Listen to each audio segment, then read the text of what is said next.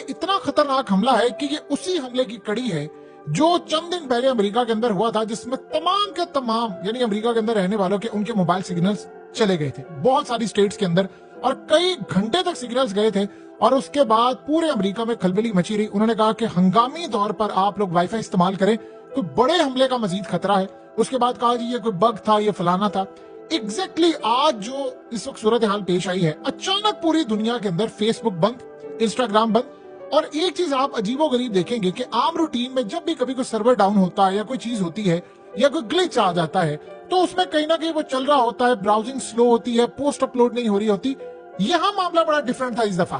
तमाम के तमाम जो यूजर्स थे वो लॉग आउट हो गए, अचानक सबके अकाउंट्स लॉग आउट हो गए और लगा ऐसे है कि या तो उनके अकाउंट्स डिलीट हो गए हैं या पेज उनके उड़ गए या कुछ हुआ है। आप जानना चाहते हैं कौन सा हमला हुआ है? आप जरा ट्वीट पढ़िए डगलस मैकग्रेगर की। ये वो शख्स है जो अमेरिका की इलीट फोर्स यानी रिटायर्ड यूएस आर्मी कर्नल था और ये लीडर रह चुका है यानी जो गल्फ वार के अंदर, और इसने खास तौर पर नेटो बॉम्बिंग जो यूगोस्लाविया के अंदर टॉप प्लानर था।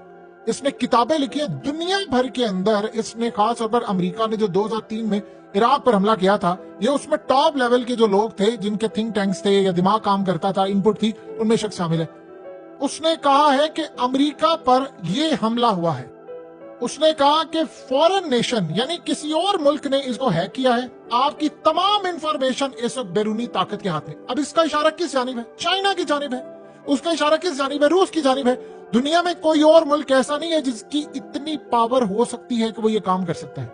अब ये स्ट्रेटजी जरा समझ लीजिए क्या है। देखिए हुआ ये है कि इस वक्त अमेरिका पर हुआ है बहुत बड़ा साइबर हमला। इतना बड़ा साइबर हमला हुआ है, आप चीजें नोट डाउन करते जाए। चंद दिन पहले अमेरिका पर एक हमला होता है और उस हमले के नतीजे में पूरे अमेरिका में मोबाइल सिग्नल चले जाते हैं। फिर अचानक से एक और हमला होता है कि यूट्यूब के अंदर एक ग्लिच आती है बड़ी खतरनाक, और कई घंटे तक यूजर्स को पता नहीं चलता उनके क्या हो रहा है, वीडियोस अपलोड नहीं हो रही थी और बहुत सारी चीजें।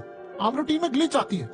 फिर उसके बाद अचानक से एक हमला होता है आज, और इस हमले के बाद वर्ल्ड वाइड इतना खतरनाक हमला होता है कि किसी को नहीं पता कि आगे क्या होगा क्या नहीं। ये ट्रेलर था।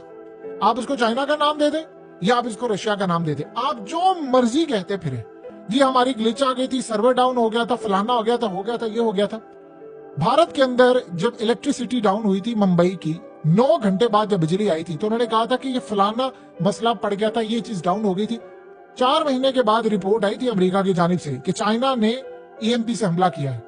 अब एग्जैक्टली सूरत हाल आप देख लें।